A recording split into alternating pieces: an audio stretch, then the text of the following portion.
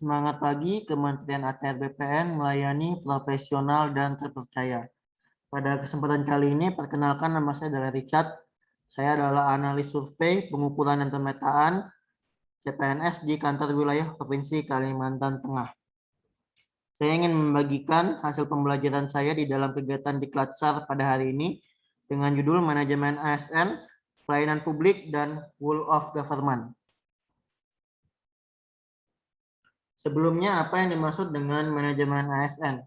Kita akan melihat di sini ada dua buah kata dasar yang menggabung pada kalimat manajemen ASN. Yang pertama adalah kalimat manajemen, dan yang kedua adalah ASN atau aparatur sipil negara. Menurut pengertian manajemen, itu adalah seni menyelesaikan pekerjaan melalui orang lain atau seni untuk mengatur orang lain untuk mencapai tujuan organisasi. Sementara ASN di sini adalah pegawai pemerintahan yang terdiri dari pegawai negeri dan juga pegawai pemerintah dengan ikatan kerja atau dikenal dengan P3K. Sehingga arti dari manajemen ASN ini adalah manajemen pengelolaan ASN atau seni untuk mengarahkan ASN agar memiliki 5 output. Yang pertama, profesional.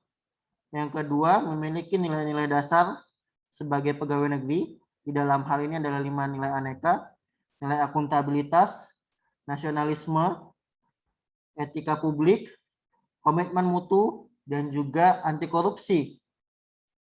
Memiliki etika profesi, memiliki sikap yang netral terhadap kepentingan politik, dan yang berikutnya bersih dari tindak laku KKN atau korupsi, kolusi, dan nepotisme.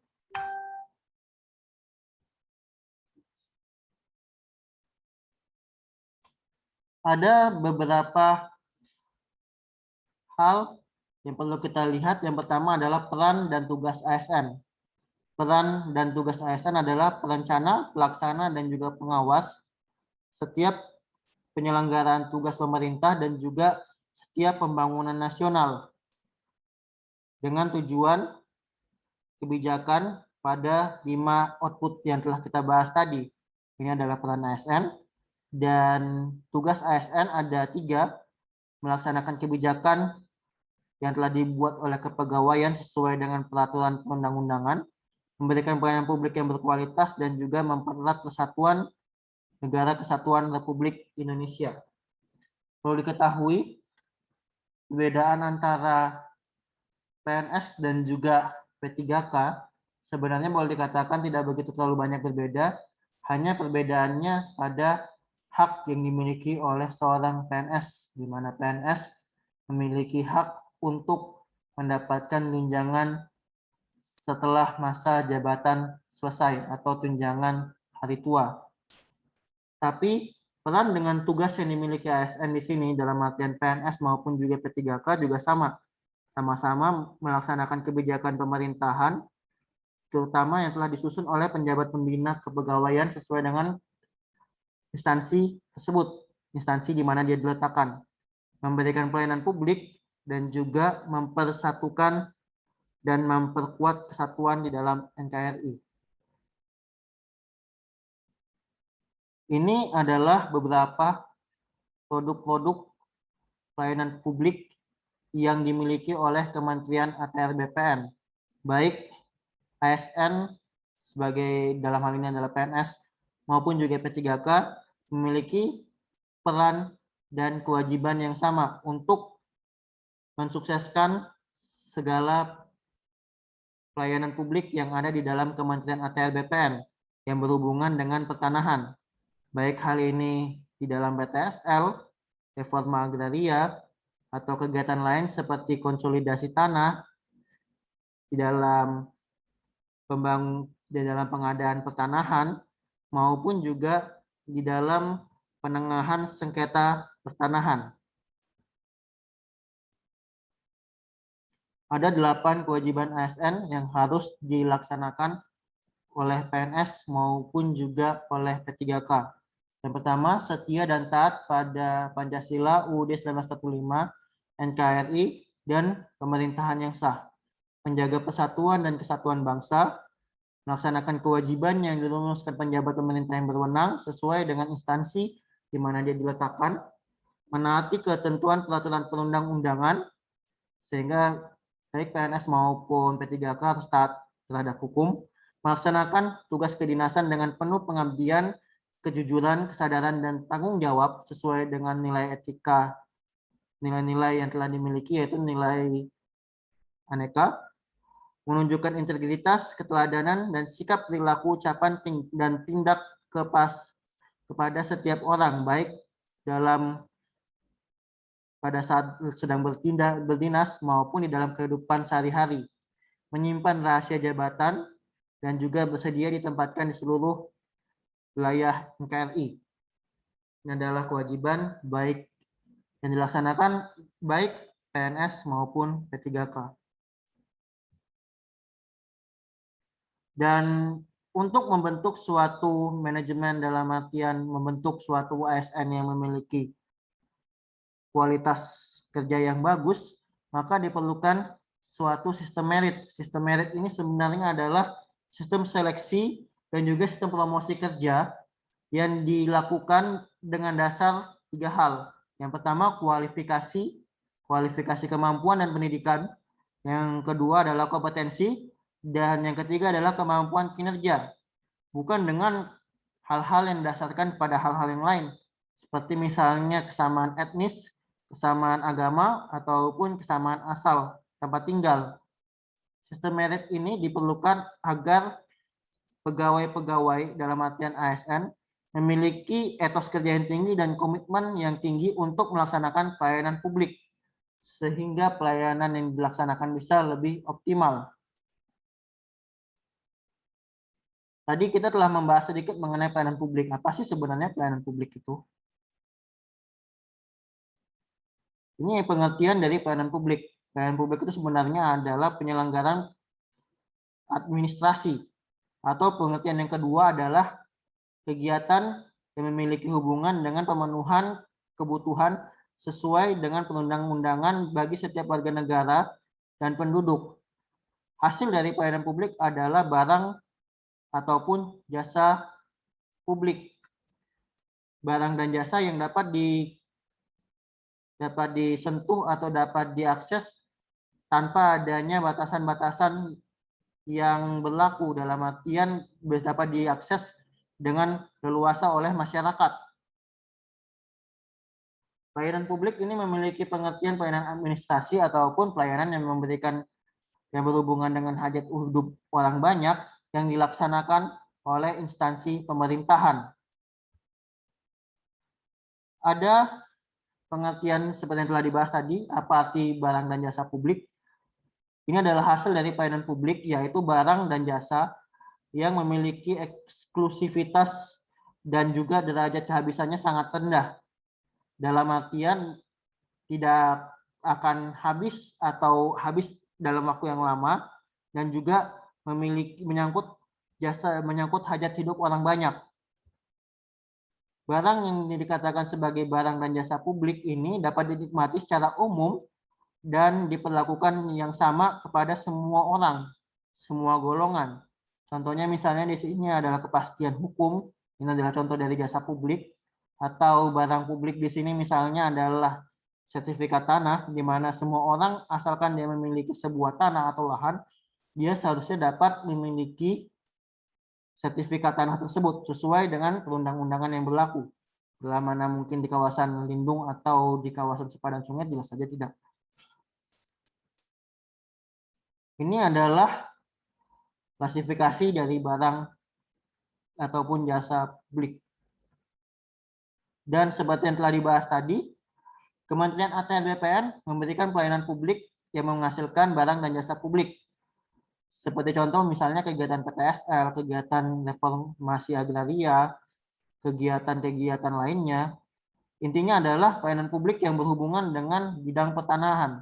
Seperti misalnya pengukuran tanah sebelum pensertifikatan tanah, pengecekan yurisdiksi tanah, ataupun kegiatan-kegiatan lainnya seperti pengadaan pertanahan untuk kepentingan pembangunan nasional, atau kegiatan-kegiatan yang lainnya lagi seperti misalnya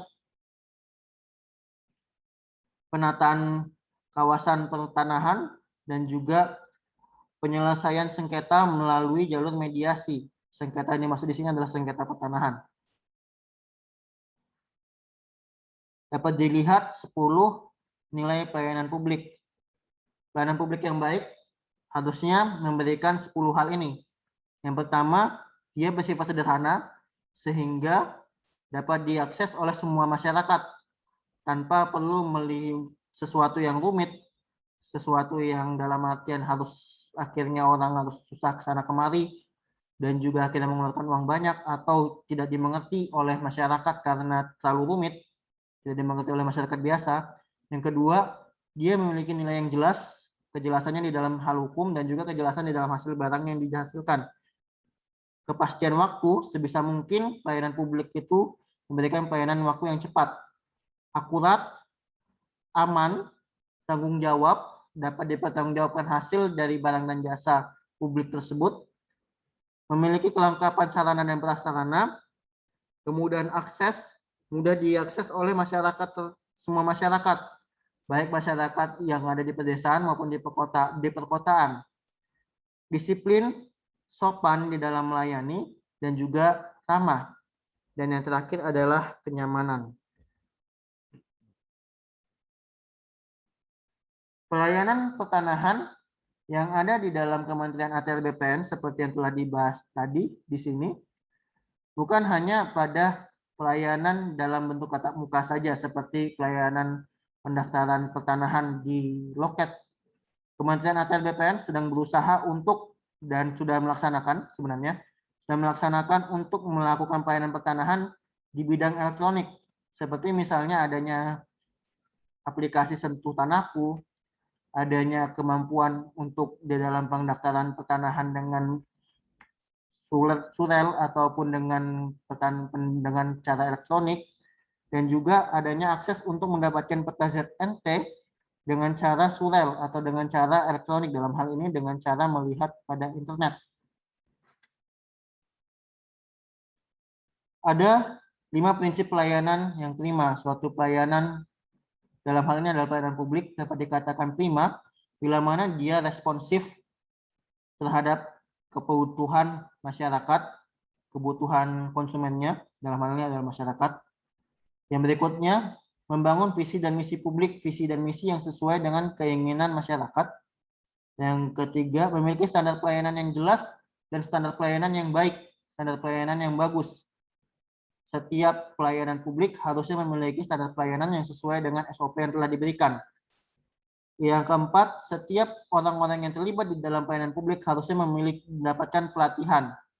Dan yang kelima, setiap orang yang mengikuti pelayan yang menjadi pelayan publik yang memiliki hasil yang baik harusnya mendapatkan apresiasi melalui sistem merit yang telah kita jelaskan tadi, di mana bila mana dia melayani dengan baik, seharusnya dia akan lebih mudah mendapatkan kenaikan di dalam pekerjaan, kenaikan dalam jabatan pekerjaan.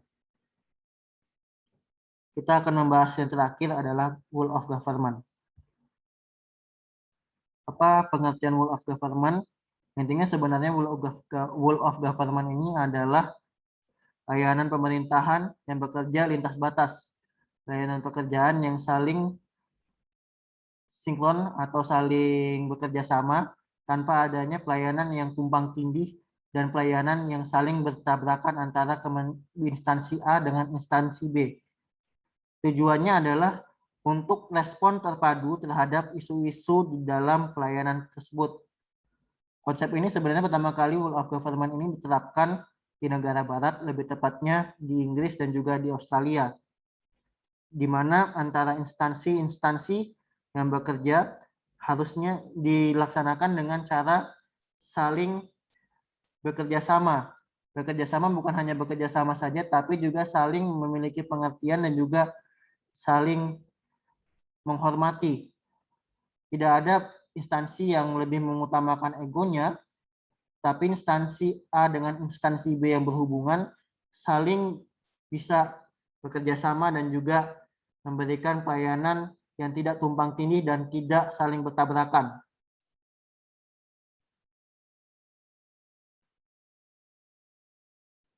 Ini adalah 3 hal di dalam rule of government dengan tujuan untuk pembangunan kebijakan yang saling mendukung, bukan saling tumpang tindih, memberikan manajemen program yang saling mendukung, dan juga pelayanan publik yang memuaskan, yang juga tidak saling tumpang tindih dan saling bermusuhan, artinya saling bertentangan. Pola pelayanan pemerintahan itu ada 4. Pertama, pelayanan teknis fungsional ini dilakukan oleh suatu instansi dengan yang bergerak pada bidang tugasnya tertentu. Sebagai contoh di sini mengenai pelayanan di dalam masyarakat pedesaan. Yang kedua adalah pelayanan satu atap. Pelayanan satu atap ini umumnya dilaksanakan untuk menyusun kebijakan-kebijakan ataupun perizinan-perizinan pada satu tempat, dalam artian berhubungan dengan perizinan-perizinan. Yang berikutnya pelayanan satu pintu. Pelayanan satu pintu ini dilaksanakan oleh beberapa instansi pada satu tempat yang sama. Seperti misalnya di sini diberikan contoh tentang pelayanan satu pintu di Kota Administrasi Jakarta, Jakarta Timur. Jadi di sini masyarakat yang ingin membayar pajak kendaraan bermotor cukup datang kepada pelayanan satu pintu Kota Jakarta Timur saja dan tidak perlu pergi ke kantor pajak instansi tersebut atau pergi ke kantor polisi Kota Jakarta Timur. Dan yang terakhir adalah pelayanan yang terpusat. Pelayanan yang dilaksanakan oleh beberapa instansi pemerintahan dengan satu instansi yang dijadikan sebagai pemimpin di dalam pelayanan tersebut. Dan ini terakhir mengenai refleksi bagaimanakah mengenai 3 hal tadi. 3 hal mengenai rule of government, mengenai manajemen ASN di dalam Kementerian ATR BPN, dan yang terakhir mengenai pelayanan publik yang dilaksanakan oleh Kementerian ATR BPN. Sebagai refleksi, calon ASN ataupun ASN yang setelah bekerja seharusnya memiliki 3 hal ini. Memberikan pelayanan publik yang memuaskan, memberikan pelayanan publik yang boleh dikatakan yang baik, yang memiliki sesuai dengan nilai-nilai pelayanan publik tadi, dan juga di dalam Kementerian ATR BPN sendiri sebenarnya setelah dilaksanakan berbagai macam pelayanan publik dengan berbagai macam barang dan jasa publik seperti kebijakan reforma agraria, kebijakan-kebijakan mengenai PTSL, pelayanan-pelayanan publik dengan tujuan di bidang pertanahan. Kedepannya CPNS ATR BPN bila mana nanti menjadi PNS dan juga mulai dari sekarang harus melayani publik dengan cara yang baik sesuai dengan nilai-nilai aneka dan juga terlibat di dalam rule of government yang dilaksanakan oleh pemerintahan. Mungkin itu saja, kurang lebihnya mohon maaf. Sekian, terima kasih.